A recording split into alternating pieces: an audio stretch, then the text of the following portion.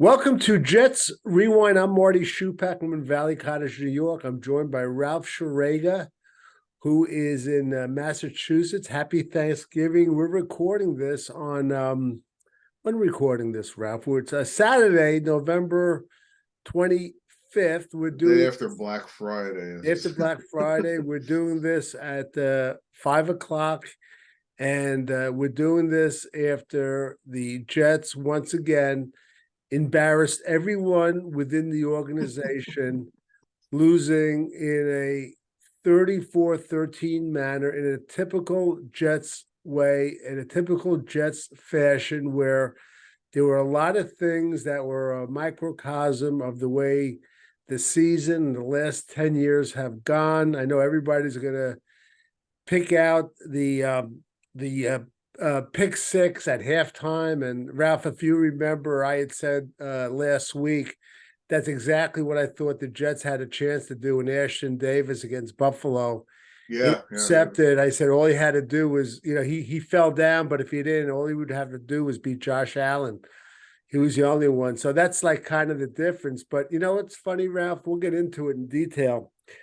If you were to say to me, what one play was a microcosm of the season? You know what play I would pick, Ralph? From yesterday or from the whole season so far? Well, one play from the game, which was a microcosm of the whole season. Oh, I'm trying to black that whole game Okay. out of my I, head. I'll tell you, if you remember, the first play when Miami had the ball, Quinn Williams slashed in there for a loss of -4 yards.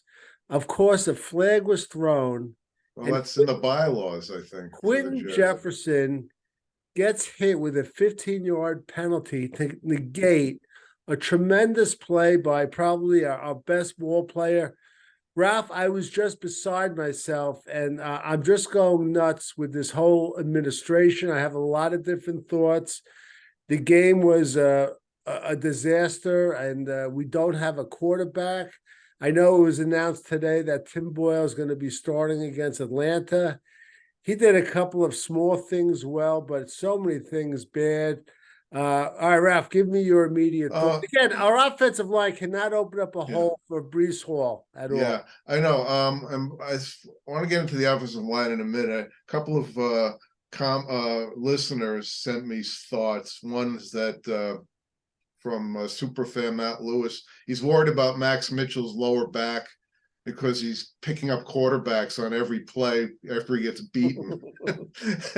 and something else, another guy, Bill Kelly, he said he mentioned something to me, and Marty, tell me if you noticed this. It was after either a sack of Tim Boyle or an interception. They were panning the Jets sideline, and Zach Wilson had kind of a half smile smirk on his face. Did you notice that? I didn't catch that. I didn't catch that. The one thing I enjoyed though about Boyle was after it could have been that pick six. He was so disgusted the way he threw his helmet down. At least he showed some emotion. Well, I'm so sick of these national announcers who show their ignorance when they talk about the local teams and the Jets. And this Kirk Herbstreit, how many times did he say Tim Boyle's got a really strong arm before he couldn't even reach the end zone on that Hail Mary? That was unbelievable. It was just incredible. Ralph, how many times are we going to get these third down or first down penalties? We're going to start at 1st and 15. We're going to be at 3rd and 17. It's just week after week after week. It's the timing of these things. I never saw anything like it. And listen, again, it's like every show we do is a do-over. It's the same show over and over and over again. This has been going on for almost 2 years now. It's a year and a half. And, Robert Saleh, like the guy, I've been a defender of his, a believer in his, but, you see him on the sidelines now. He looks depressed. He looks like, he's just given up hope. I watched his press conference. Sorry about this. I watched this press conference. He could barely look the reporters in the eyes when they were asking questions. I think we need a complete makeover on this team now. If his hands are tied, Ralph, I think he's got to really stand up to his own self and like just resign. I know he's under contract, Well, but how do you think his hands are? I mean, to me, all those things you listed about lack of discipline, penalties, and just bad play calling. I mean, he has control over those decisions in the end, and he has control of whether he wants to change the direction of the team.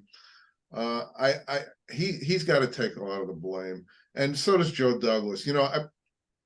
Everyone talks about they apologize for the Jets' horrible offensive line because of all the injuries. Miami's had a lot of injuries too, 7 different offensive line combinations.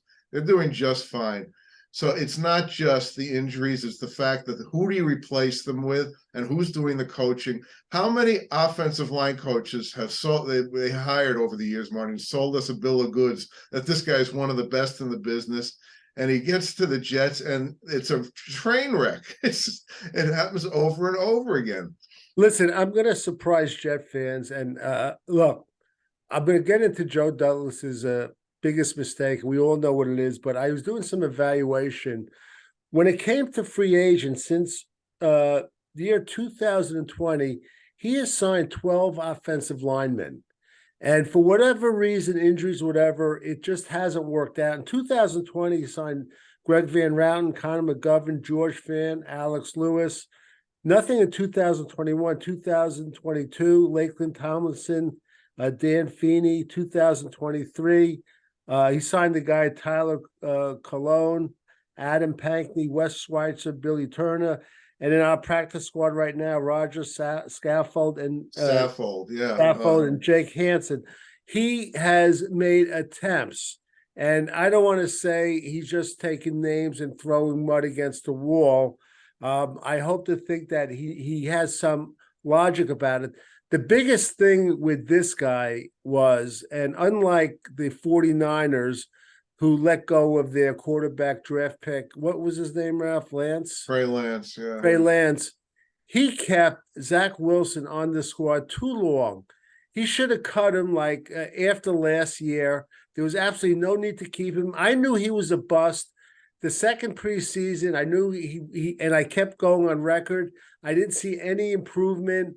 And look, Marty, to actually, the first half of his rookie year, you said this guy can't play. No, then the second half of his rookie year, you said, he's a different quarterback. He's a little better. So, but I think you were onto him quite early. Yeah, I could just tell by the guy, and the biggest mistake was keeping him around, not cutting ties with him and re-signing Mike White. Think about it. If Mike White was our quarterback, things would be so different. And I'm not saying we would have won every one of those ball games, but I can't understand how he fell off the 8 ball on that as soon as Aaron Rodgers got injured. And everyone keeps talking about this over and over and over again. I just don't get it. And Ralph, I don't get why Tim Boyle is starting instead of Trevor Siemian, who has. I think Boyle, he's had a game and a third, and we can see that he's not very talented. He's never had any success in the NFL. I gave him a shot, and I think you got to move on again. But the thing with this team is they just take too long to make changes. I mean, the Buffalo Bills, I mean, things went wrong for a couple of games. Boom, new offensive coordinator here. What have we done? We got rid of Michael Carter. Like, that's going to turn the season around. I feel like they just do these little random things to just keep the fan base from storming the gates. The Tim Boyle thing. But how long are we going to wait until the other kid, Siemian, plays? And at this point, it's a no-win situation for him, because if Siemian steps in and he stinks, the team stinks. But if Siemian actually plays well, the fans will strangle him. It's like, why did you wait 5-6 games? Right. So that's the theory a lot of people have about Mike White. They thought he was more popular, not just the players, but with the fans than Zach Wilson, which I think there's a lot of truth to that. And look, I didn't like when the Jets came out with those T-shirts, Mike effing White. That I think that was wrong, and Salah should have done something about that. But it's just every time you think you've reached the bottom of the hole, they keep digging themselves deeper, embarrassing themselves more and more. And it's not like nobody knows it. Everyone knows it. It's just incredible what's going on. The lack of discipline. We say it every week. We've been saying it for like 3 years. It's just incredible. The players don't learn from their mistakes. Well, there's no accountability. You hear Sal apologizing for all the bad plays that are made, all the bad calls. He won't call anybody out. I don't know what he does behind closed doors, but it doesn't seem to help because it takes him 3 or 4 weeks to sit down Alan Lazard, who was dropping every pass in sight.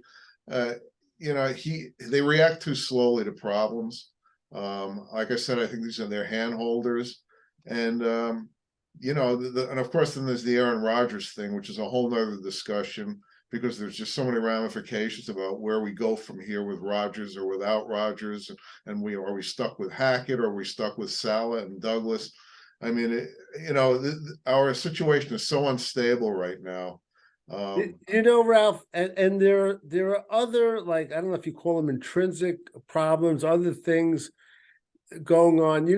That player with Miami that tore his Achilles, Phillips, he's a heck of a good ball player. Very good player. Yeah, I feel badly for him. See, I feel terrible for him. Yeah. And look, there's a litany of things that players put down secondary to money. Money is the most important thing when they sign free agents. And I'm telling you right now, until they straighten out this field situation, this is like a strike against the Jets and against the Giants. That non-contact injury that was, yeah. Yeah, and if I'm an agent and I have a player that's signing for a lot of money, I'm saying, listen, you're going to take more money from the Jets and take a chance on rooting your career to injury. The chances are more than there than in, let's say, Miami or Baltimore or other cities that you're going to get hurt. Is that what you want to do? And they're just not going to sign with the Jets or the Giants, Ralph. Well, I don't think they're going to sign with the Jets for other reasons too, because it's such an incredibly dysfunctional team. Had that reputation for years, and now it's exponentially worse. It's amazing they have won 4 games. Marty, in my whole life following sports in 60 years, I've never seen, maybe except for the Nets in 1962, such a laughing stock. Every commentator, they're Al Michaels, they're making one-liners about the Jets. But as far as the free agent thing goes, the crazy little silver lining, Marty, I am not a believer in signing a lot of free agents for NFL in the NFL. I think for the most part, it's really bad investment. I think only teams that are just near the edge of being a serious contender should get that one guy to put them over the top.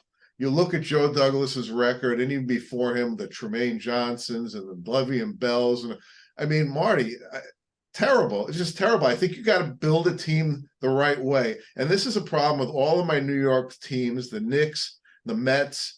They try and patch it up with veterans and with high price free agents. It never works.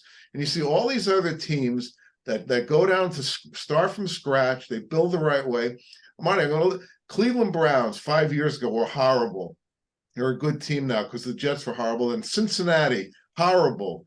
They built the right way. The Houston Texans, horrible. They built the right way. Jacksonville is horrible for 2 or 3 years. They're all playoff contenders now. The Jets were horrible with them, and the Jets have not made any progress at all, and all those other teams do because they don't do it the right way.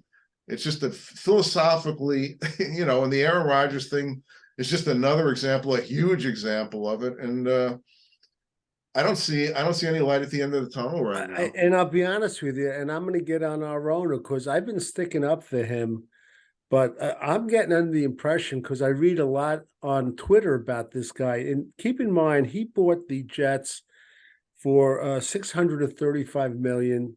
Today, the value has been estimated at about $6.11 billion. Did I say a million originally? 635 million, right? Yes. Yeah. Okay. I read his tweets, and I'm under the impression this guy is more interested in making sure that Black Friday game is a regular game every year, and also he's more interested in what type of uniforms the Jets should wear every Sunday. And it's bypassing the bottom line, which is winning, and I don't get it. I see other franchises year after year. The Baltimore Ravens are competitive. The Pittsburgh Steelers are competitive. Now, Pittsburgh Steelers, they're 6-4, and they fired their offensive coordinator like last week. Well, their quarterback is no better than Zach Wilson. Their offense, they can't score, but they find a way to win because they have a great history, and they just know how to do it. And the Jets are the exact opposite. And then we have to watch Tommy DeVito in the last 2 games. He throws 5 TD passes, 2 one game and 3 another, which is a record for a rookie quarterback. I heard, like, within 2 games. I've never seen anything like it. And then we have to watch these guys and look, I'm going to blame.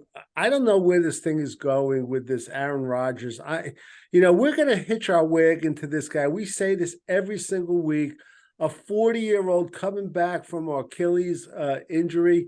Ralph, I don't know if that's where I want to go with this. Look, Marty, first of all, do you think Aaron Rodgers, watching this classic Jet meltdown, is beginning to have second thoughts about being on this team? I think so, yeah. Yeah. I think so. And if Aaron Rodgers were to come back, and he's not going to be Hall of Fame Aaron Rodgers, but if he's like 65, 70% of that, is that good enough to lift this team to a playoff team?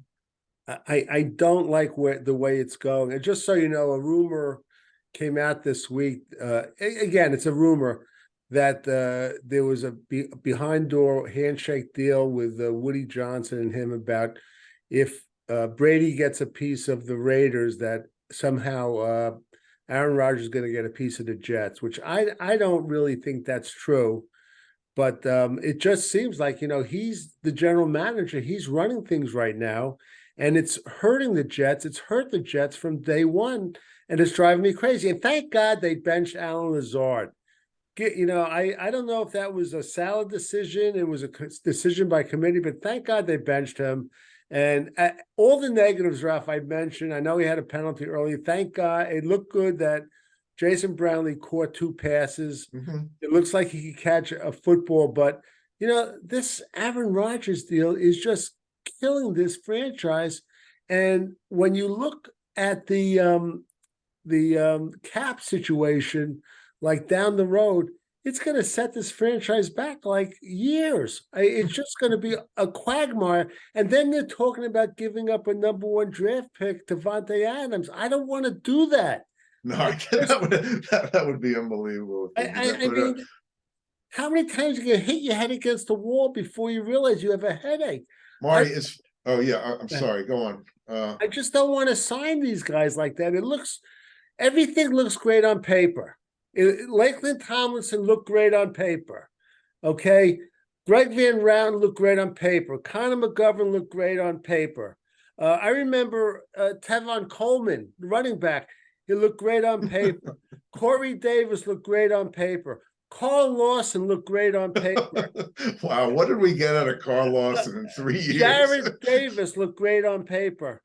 All the CJ Uzama looked great on paper. I mean, everything looks great on paper, but when they get in the uniform and they go on the field, they're a disaster. It's just, I've never seen anything like it. Go ahead, Ralph. That's what I'm saying about you don't build for free agency when you're a bad team. You build through the draft, and then you just supplement a little when you're getting close. But with all this negative, I want to say one positive thing. I don't understand how the defense hasn't quit totally. I have to tip my hat to them. I think some of them are beginning to quit. But C.J. Mosley is playing his heart out. I know he got that face mask, which was a borderline, but that guy has such pride. I mean, if he quit, I wouldn't blame him because he's been, yeah. You're right on target. 14 tackles, 9 solo tackles, 1 tackle for loss. This guy is playing at such a level. It's just, and that's probably one of the reasons why you haven't seen 100% quit in the defense. Yeah. I've seen a lot of quitting in them.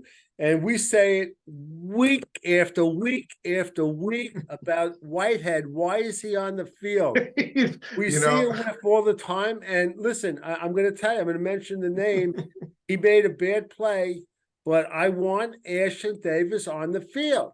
Again, he had another turnover, Ralph. I You don't know, understand what's yeah, going on. and he also made a really nice open field tackle, which Whitehead never would have made. It was on a pass out to the flat.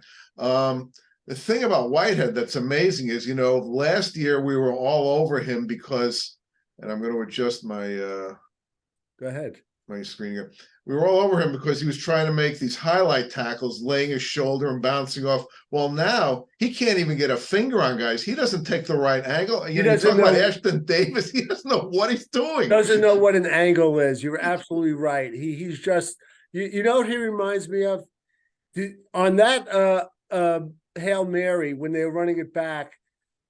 At the last play was Yeah, Boyle. Tim Boyle. I didn't know if it Yeah. was Tim Boyle. I thought it was Whitehead. He was doing a Whitehead impersonation. It was just I've never seen anything like this in my life. We don't have receivers that we're confident in. The offensive line, I mean, the defense is in there so fast. It's just unbelievable. I thought Tim Boyle made a couple of nice plays. He's not a real true quarterback. I actually think, Ralph, he has a chance to get a little bit better. Mhm. I don't want him on the team next year, though. No, you see, the thing that worries me about him is he's pretty immobile, and you need someone who can move a little bit. The problem with Wilson and with Tim Boyle is, Boyle can move a little around in the pocket. He has that feel, but he's not looking downfield. That's the problem with Zach. Zach Wilson's, great athlete, but when he starts scrambling, he's not looking down the field. He's just panicking. So it's useless.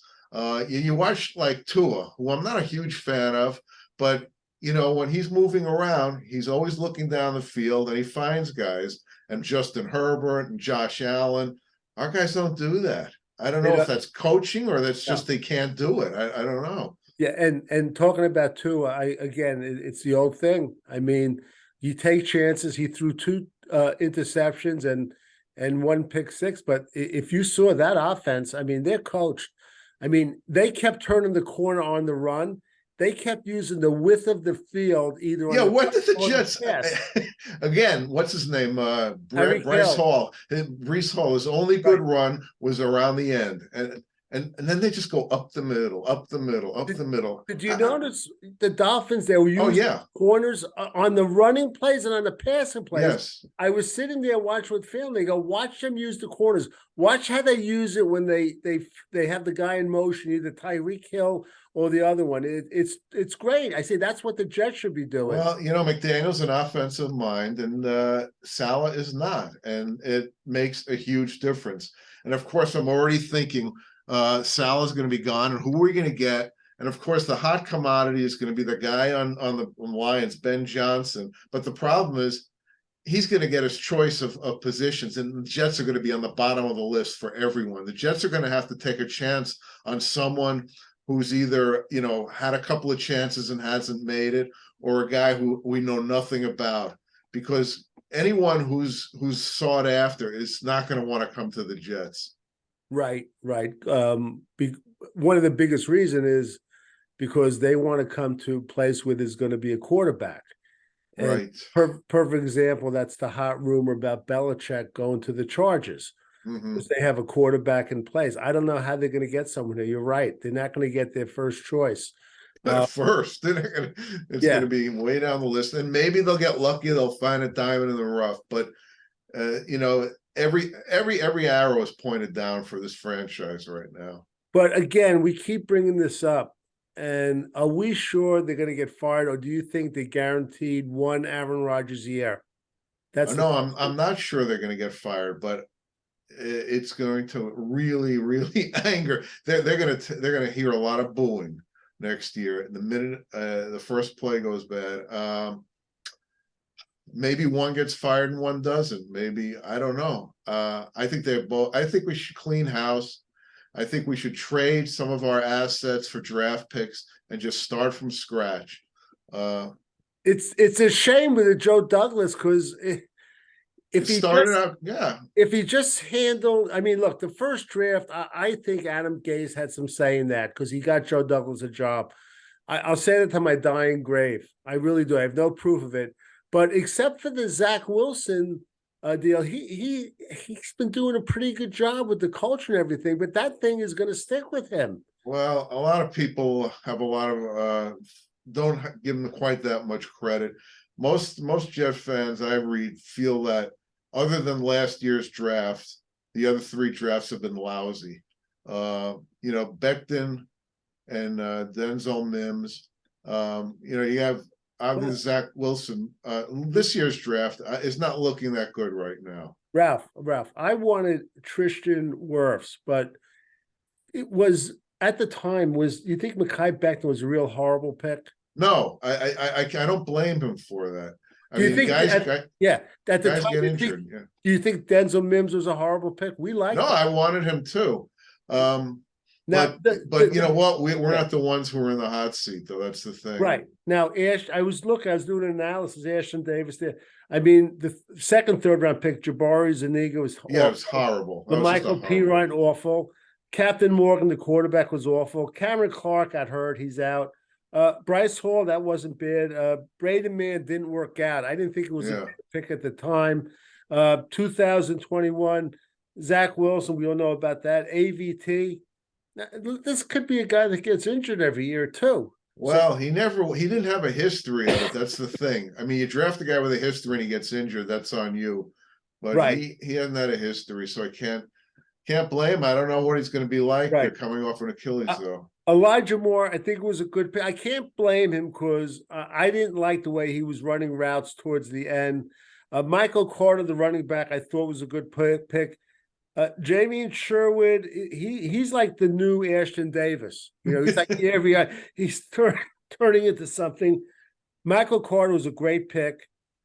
Jason Pinnock, now that's interesting because was a good pick, but we never should have let him go. No, that was a mistake. Hanzo Naragine, whatever it is, was no good. Lousy pick. Brandon Echols, I don't know. I mean, he had Ray likes him though. Yeah. Jonathan Marshall, I don't know how he's doing. We thought it was a good pick. 2022, everything was well, good. It's not as good as it was last year, Marty. Right. Michael Clemens. Now, listen, I've been on Michael Clemens, but this is what I feel. They convinced him to put on weight and move him more to the inside. I wouldn't get rid of Michael Clemens yet. I would trim him down to what he was. We're not going to have Lawson next year and moving him to that rotation, defensive end. He's not an inside guy. So I would give him another year. Yeah, if you do that though, then maybe they don't re-sign Bryce Huff. I'm not counting on that. Yeah. I'm really not. I thought McDonald's done well the last two games. Yeah. What did you think of Carter Warren, by the way? Did you get a from what I saw, he was a little slow. Yeah. Okay, but I'm not going to give up on him. It's too soon. Obviously, it's too soon. He might not even be in shape yet completely. Right. And Ralph, I don't understand how they got rid of Carter, but I thought Izzy was going to get more snaps. I know. The 2 runs he had last week, he looked good. But I mean, this is the Jets. I think from this point on, Marty, I mean, they're not going to give up on the season, but we know it's over.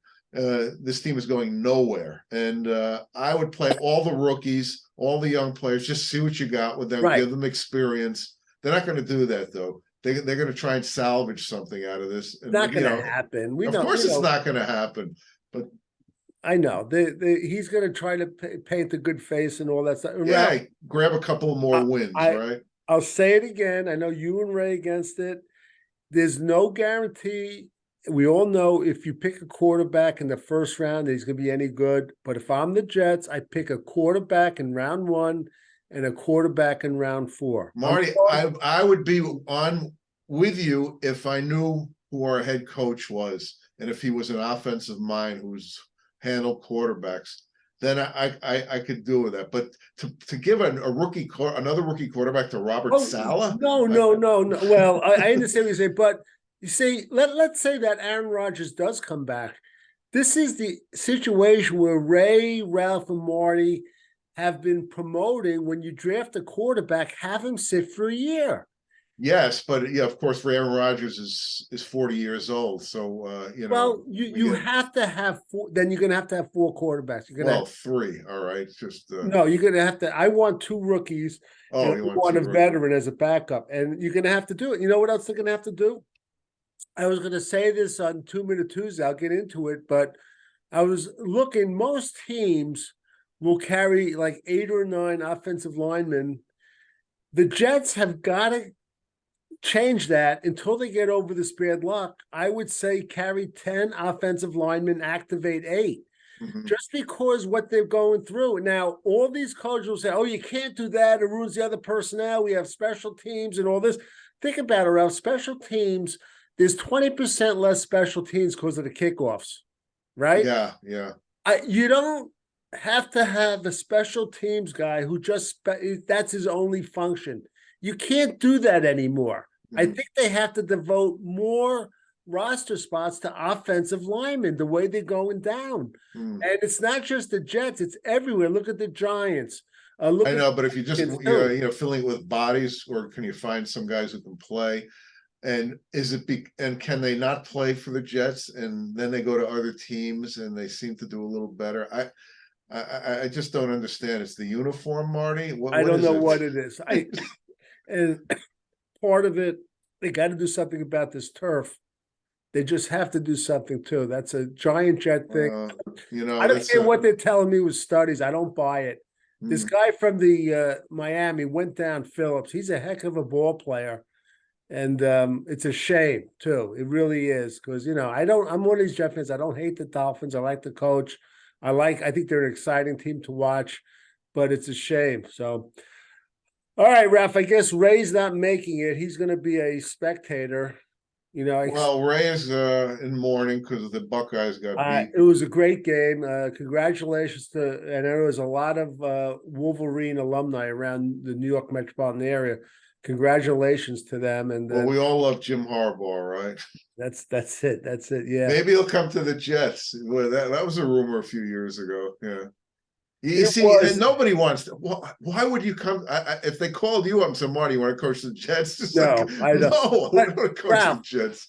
I still maintain the quarterback is everything in the NFL. You ever hear that song? It's all about the Benjamins. Yeah. It's all about the quarterback. I'm telling It, you, but it's Marty, not the without quarterback will make the offensive line better or make everyone better. it will, but I still think you need people who know how to handle a young quarterback. I mean, if Andy Reid were here, I'd draft a quarterback and he'd do fine, but these guys are incompetent. They don't know anything about dealing with it, and you'd just be setting another guy up for failure. And I've seen so much of it. But like I said, I don't know. We don't know what they're going to do with this coaching staff. I Right, don't know what's going through Woody Johnson's head right now. I'd be really fascinated to find out. right. The Rodgers thing with Saleh and Douglas. It's just you Ralph, know I sat back and I guess it was Thanksgiving and I watched Brock Purdy. Man, that guy is so nice to watch. He's just so well grounded and he knows he sees the field. He knows he's not a spectacular superstar. mm, He does his job in such a professional manner. He's a pleasure to watch. I'll tell you, the last player chosen in the draft, which is unbelievable. it's a good story. Obviously the one common denominator in this horrible Jet run is Woody Johnson, and a lot of Jet fans think that the team will never get good if he's the owner of the team. I don't know how you feel about that. What are you going to do? This is America. You can't force someone, to sell the team No, you can't. if they don't want to do it. I mean, other owners were forced to sell teams because they did some nasty things. Right. Uh, Woody Johnson, I think he's thought of pretty well amongst his brethren that own the team. He's born into a lot of money. I'm not saying he's a bad guy. I don't think he is. I think No, he yeah. says some good stuff, and I think again the similarity he had to Robert Kraft is they were both fans and they ended up both buying the team, but Robert Kraft somehow, a combination of luck and his skill did it, and Woody Johnson, it just has not worked out. I mean, I guess No, he's had some bad luck and some lack of skill, but I guess you just have to keep trying. I yeah, mean, I feel like sticking with this coaching staff, it can't work. They're just not good enough. right. I agree. Listen, the defense looks pretty good, but look, last year we lost our last 6 games, and I predicted that this year it's going to happen. They're going to reach a boiling point. They can't sustain what they're doing. They just can't. And then you start reading quotes from Brees Hall. He says, like, man, I'm making mistakes I never made in my life. It's just like you Exactly. said, Ralph, it's like Jets COVID. It's Yeah, catching all over. yeah. And I'll tell you, you want to be the ultimate Jet situation is like they come into the last game of the year against the Patriots, having lost them 15 straight times, and just when the time when you want them to lose to get a really good draft pick, they'll win the game. To win the game. That's Yeah. right. That's right. Gun to your head, Ralph. Where do you think Bill Belichick is coaching next year? Wow, I don't know. Those rumors really surprised me. I think the guy in San Diego, in the Chargers, Staley, is probably going to get fired. You know that he took over for Anthony Lynn, our old friend Anthony Right. Lynn, Yes. and Anthony Lynn was there for Justin Herbert's rookie year, I believe, and he had a really, really good year. Did. And I was surprised when they fired him. I thought that team Yeah. was coming, and I Yeah. think they made a mistake, and so. I think Yeah. they are going to fire Staley. Will they go for a 71-year-old guy? I don't know. I don't know. Yeah. Maybe. Anthony Lynn, years ago, my son Jeffrey Schupak met him walking around Long Island City. Oh yeah, Yeah, he went up to him. He said, a huge guy, and he started talking to him. He says, he's a really nice guy. He really yeah. liked himself. Yeah. All right, maybe we can get him. Let's get him. I'd like to get him back. I like guys like that. Yeah, Certain guys, certain coaches I really like. Anthony Lynn, I like other coach. I mean, listen, I like Robert Saleh at the beginning, but he's wearing very, very thin with me. And you could see it's affecting him. And yeah. he's got to my advice to him is change the way you do things. Don't run the bleachers. Start doing sit-ups before games. Do something different. It's whatever you're doing, it's just not working. Okay, Marty. Will Zach Wilson take any more snaps for the Jets this year? I can't see they'll do it. I don't think so. People have said he will, but you can't put him in the field. I would have put him on waivers. I don't know what the implications are with the Yeah. cap. If they have to wait till June 1st, it won't be as bad. But you want to be fair to him, and you want to be fair to the team. You can't put him on the field. You just can't. I think he's going to play again. He's been such a whipping boy for I the. know, but you know what? If you asked him, do you want to go back on the field? He'd say yes. I'm sure.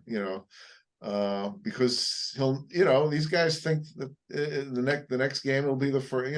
Things will change, and he probably believes in his athletic ability. Yeah. But I think Tim Boyle's going to get hurt because he's a statue and he's going to get destroyed.